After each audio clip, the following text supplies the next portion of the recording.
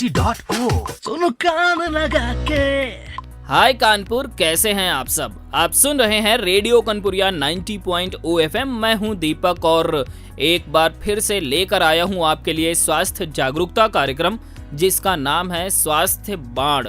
जी हां, और ये कार्यक्रम प्रस्तुत किया जा रहा है स्मार्ट संस्था नई दिल्ली के सहयोग से, जिसके तहत हम बहुत सारी बातें करेंगे, स्वास्थ्य संबंधी बातें करेंगे, जैसे कि जच्चा बच्चा स्वास्थ्य और पोषण, टीबी और उसके इलाज पर बात करेंगे, और साथ ही साथ हम बात करेंगे कोविड अनुरूप व्यवहार और वैक्सीनेशन पर। लेकिन फिलहाल अभी इस एपिसोड में हम बात करेंगे टीबी और उसके इलाज पर। पिछले एपिसोड में भी हमने बात की थी टीबी और उसके इलाज पर, जिसमें हमने जाना था कि टीबी क्या है, टीबी के लक्षण क्या है, टीबी कैसे फैलता है, किस तरह से बचाव किया जा सकता है। और पिछले एपिसोड की तरह इस एपिसोड में भी हम बात करेंगे टीबी पर और विस्तार से और अधिक जानकारियां आप तक पहुंचाएंगे। और आज आप तक सही और सटीक जानकारी पहुंचाने के लिए हमारे साथ हैं हमारे खास मेहमान professor doctor Awadhesh Kumar ji, GSVM medical college Kanpur से। सर, आपका रेडियो कानपुरिया 90.o FM के इस विशेष कार्यक्रम स्वास्थ्य बाण में हार्दिक स्वागत एवं अभिनंदन है। Thank you very much. तो कानपुर बहुत सारी बातें होने वाली हैं टीबी पर, और आपकी बहुत सारी भ्रम भ्रांतियां दूर होने वाली हैं, आप तक सही एवं सटीक जानकारी पहुंचने वाली है प्रोफेसर डॉक्टर अवधेश कुमार जी के माध्यम से। सर, पिछले एपिसोड में आपने टीबी के बारे में बहुत सारी जानकारियां दी, और अब उससे आगे बढ़ते हैं तो सर जानना चाहूँगा कि क्या टीबी के मरीज को पूरी तरह से ठीक किया जा सकता है?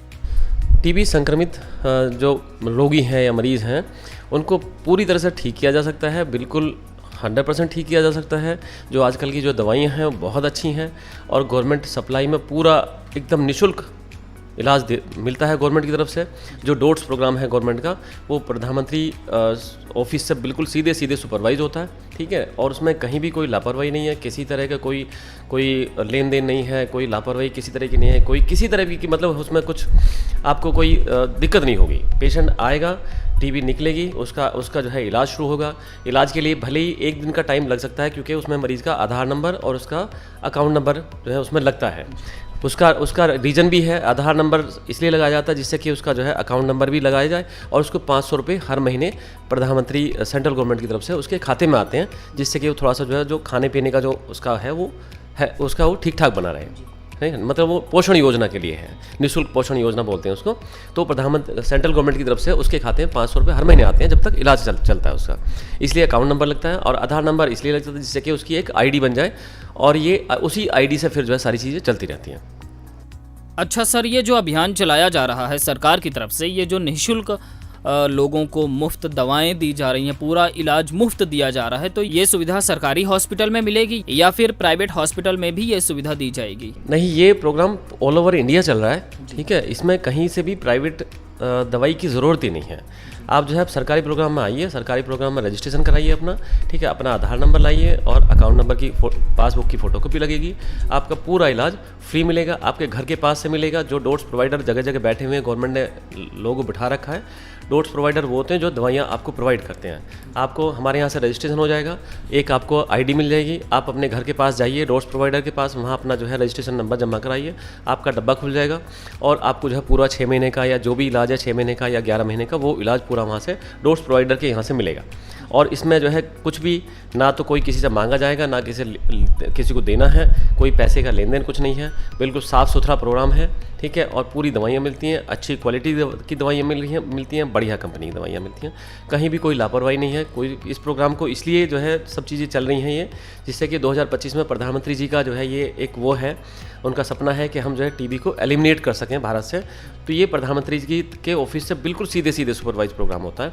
इसमें कहीं भी कोई लापरवाही नहीं है, और ना ही किसी को करना चाहिए इस प्रोग्राम में। बिल्कुल, लापरवाही की तो गुंजाइश ही नहीं है, लापरवाही तो होना ही नहीं चाहिए, वो भी बीमारी के मामले में, और वो भी टीबी के मामले में, और वो भी ऐसा लक्ष्य जब लिया गया हो प्रधानमंत्री जी के द्वारा कि 2025 तक हम इस लक्ष्य को हासिल कर लेंगे, कि 2025 तक टीबी मुक्त भारत हो जाए, जबकि WHO ने 2030 तक लक्ष्य रखा है। तो फिर ऐसे में लापरवाही की गुंजाइश तो बनती ही नहीं है।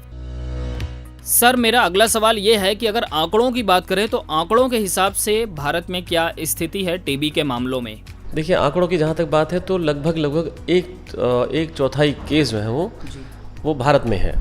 पहले चीन नंबर 1 पे हुआ करता था, ठीक है, लेकिन अब जो है पिछले काफ़ी टाइम से हमारा देश जो है सबसे मतलब नंबर ऑफ़ केसेस के मामले में हम सबसे आगे हैं। सबसे ज़्यादा टीबी का बर्डन, टीबी के केसेस हमारे यहाँ पे हैं, तो नंबर 1 पे हैं हमें। ऑल ओवर वर्ल्ड देखा जाए तो करीब एक चौथाई केस हमारे यहाँ पे हैं।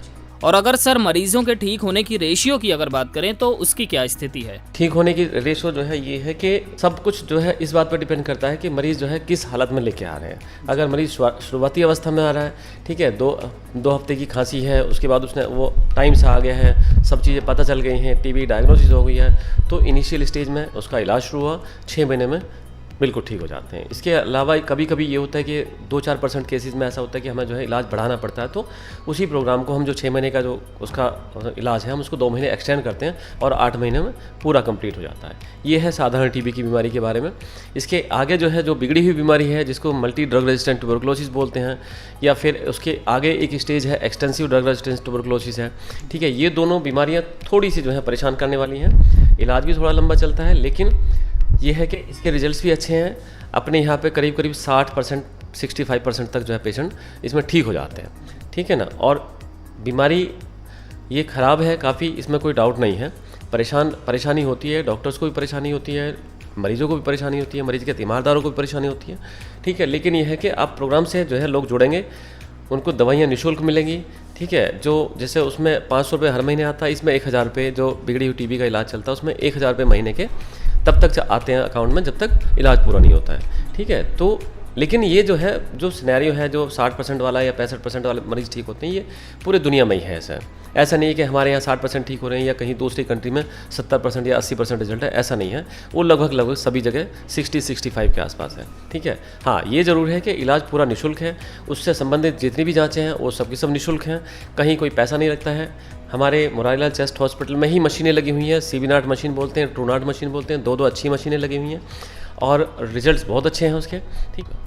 निःशुल्क है सब कुछ, कहीं कोई पैसे वैसे वाली बात नहीं है। सर आपकी बातों से बार बार मुझे कहीं ना कहीं ये लगता है कि हमें टीबी के मामले में लापरवाही बिल्कुल भी नहीं करनी है। अगर अच्छा रेशियो लेना है ठीक होने का, जल्दी ठीक होना है, तकलीफ खुद को नहीं देनी है, तो हमें जो है टाइम पर अपनी जांच करवाना चाहिए और टाइम पर अपना इलाज करवाना चाहिए और कंटिन्यू जब तक डॉक्टर्स बताते हैं तब तक इलाज करवाना चाहिए। फिलहाल अभी एक छोटा सा ब्रेक लेते हैं और कानपुर अगर आप भी पूछना चाहते हैं डॉक्टर साहब से कोई सवाल आपके मन में है तो नंबर है 75 23 900 900। कॉल कीजिए या व्हाट्सएप कीजिए अपने नाम के साथ और हमें बताइए कि आप क्या पूछना चाहते हैं, आपके मन में क्या सवाल है। फिलहाल एक छोटा सा ब्रेक लेते हैं, सुंदर ये रेडियो कानपुरिया 90.0 FM, सुनो कान लगा के।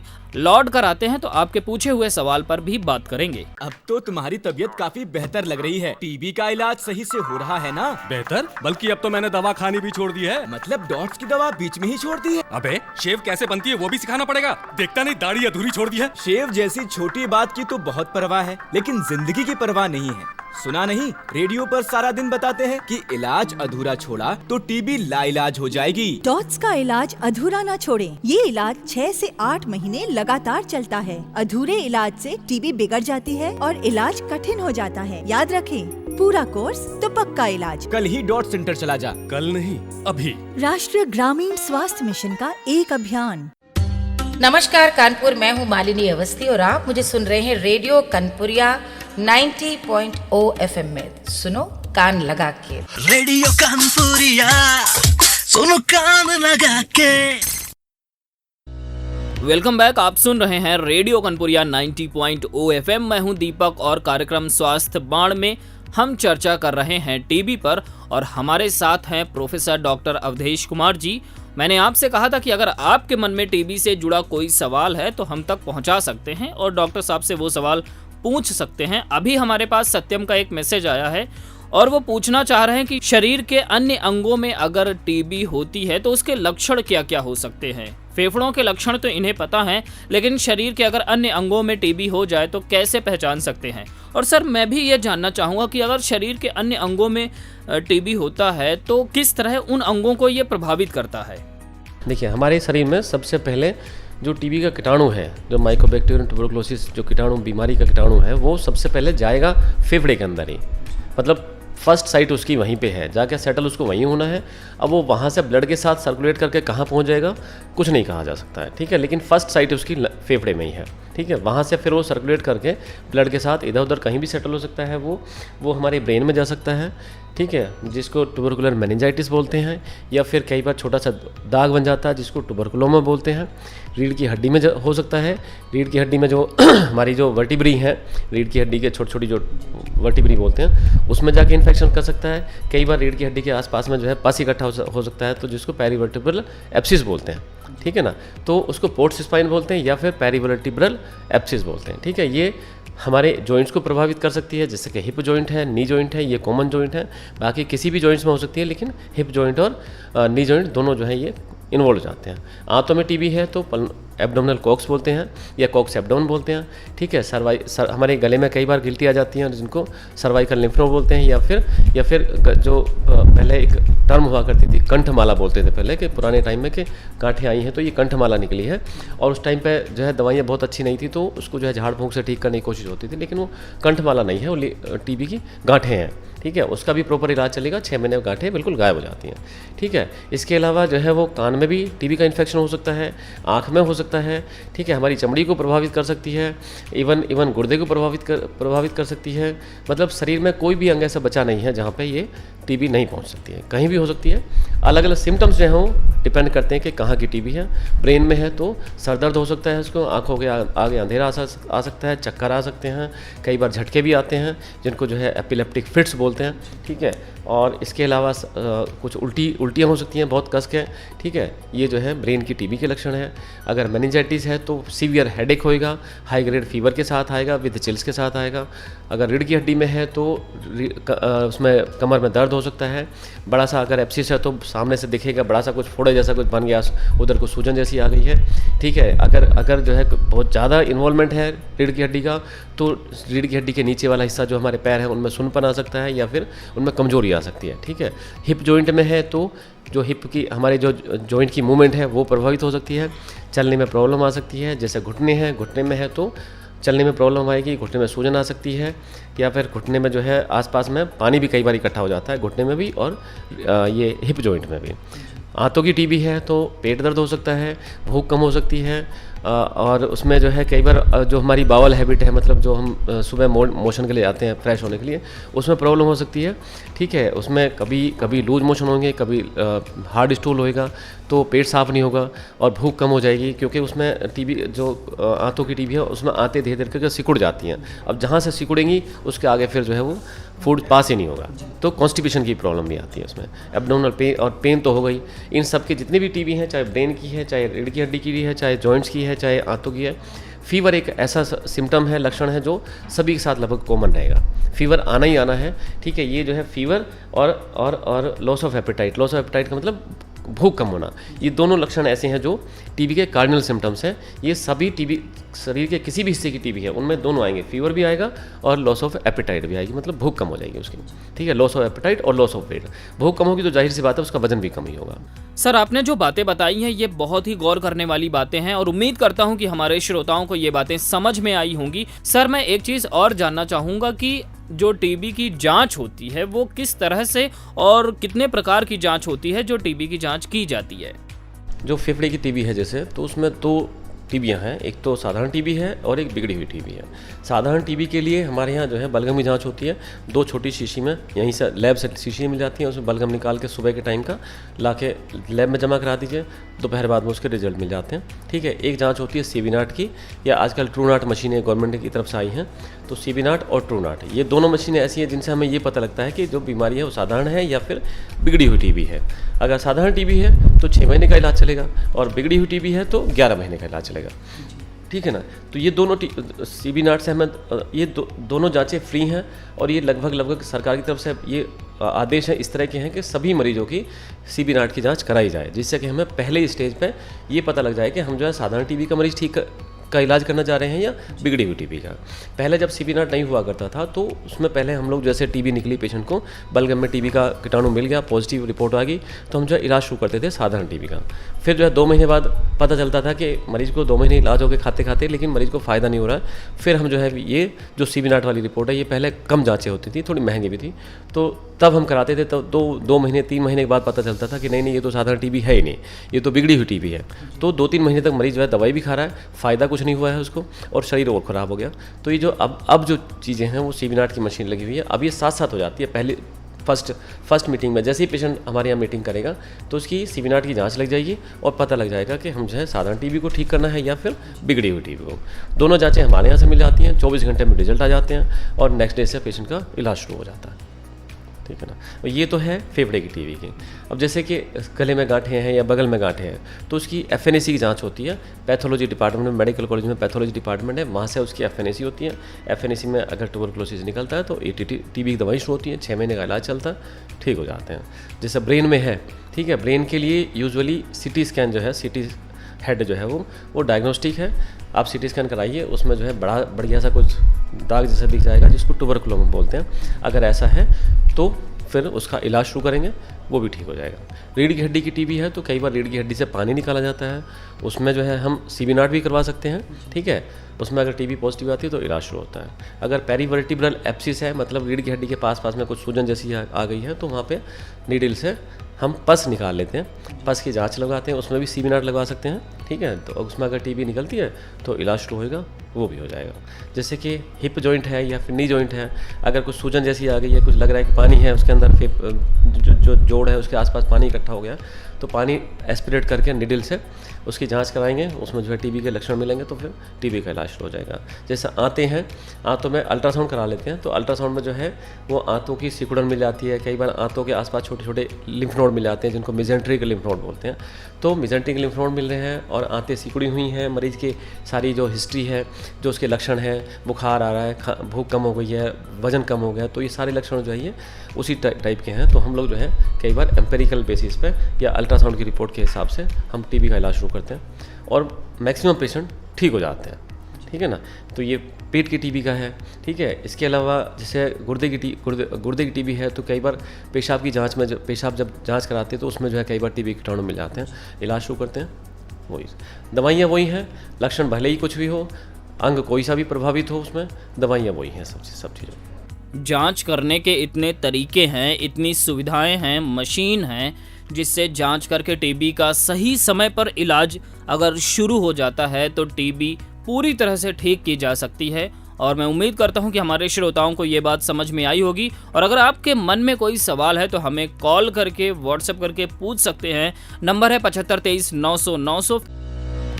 सर, मैंने एक जगह पढ़ा था कि टीबी के मरीजों को जो दवा दी जाती है वो उन्हें सेंटर पर बुला के, हॉस्पिटल बुलाकर ही अपने सामने दवा दी जाती है। हाँ, ये जो है इसका भी वो भी एक जो इस तरह का जो प्रोविज़न रखा गया है कि मरीज़ वहाँ खुद आके ले दवाइयाँ, उसका एक मकसद है।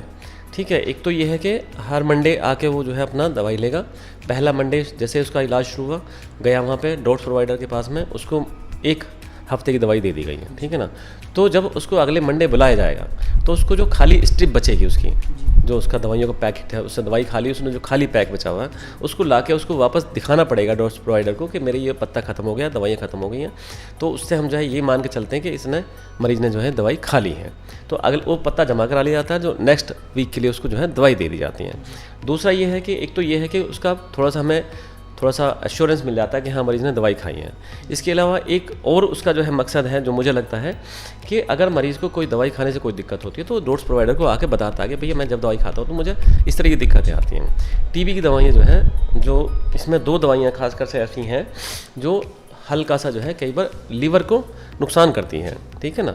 तो अगर लीवर में नुकसान हुआ है तो मरीज़ को जो है भूख कम हो जाएगी, मरीज़ को उल्टी पल्टी होना शुरू हो जाएंगी और वो जो है ना कई बार पीलिया भी आ जाता है।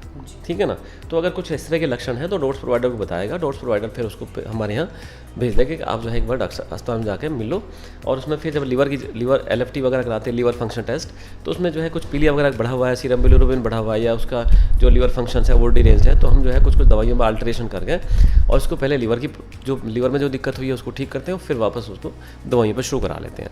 तो जो ये डॉक्टर प्रोवाइडर के पास जो हफ्ते में एक बार जाना होता है उसको दवाई लेने के लिए, उसके ये 2-3 मकसद हैं जो होना भी चाहिए, ठीक है। वरना तो अगर हम उसको 6 महीने की दवाई दे दें तो पता चला कि वो जो है दवाई खा भी नहीं रहा है या बीच बीच में गैप कर दे रहा है। अब ये है कि 7 दिन की दवाई मिली है तो उसको 7 दिन में ख़त्म करके अगले बार जब मंडे में आएगा तो उसको खाली पैक दिखाना पड़ेगा उसको, ठीक है। अगर उसमें दवाई बची है इसका मतलब दवाई ठीक से नहीं खा रहा हो, ठीक है। और टीबी की दवाई के साथ में एक सबसे बड़ा जो उसका वो ये है कि टीबी की दवाइयाँ लगातार खानी चाहिए, बिना गैप के खानी चाहिए, डोज उसकी ठीक होनी चाहिए और उसका जो ड्यूरेशन है, उसका जो टाइम पीरियड है, अगर 6 महीने का इलाज है तो 6 महीने ही पूरा करना चाहिए, उसमें 2-4 दिन भी कम नहीं होने चाहिए। ये टीबी के ठीक होने का पहला वो है रूल कि हमें जो है दवाइयाँ लगातार खानी है, बिना गैप के खानी है, डोज उसकी ठीक होनी चाहिए और ड्यूरेशन उसका ठीक होना चाहिए। तो सही समय पर दवाएं लेना बेहद ज़रूरी है, क्योंकि सही समय पर दवाएं अगर आप खाएंगे तो आप जल्द और पूरी तरह से स्वस्थ हो पाएंगे। सर, एक चीज़ और जानना चाहूँगा कि जैसा कि पहले आपने बताया कि जो भी टीबी के मरीज़ हैं उनके लिए काउंसलर्स होते हैं, उनको टाइम पर दवा देना।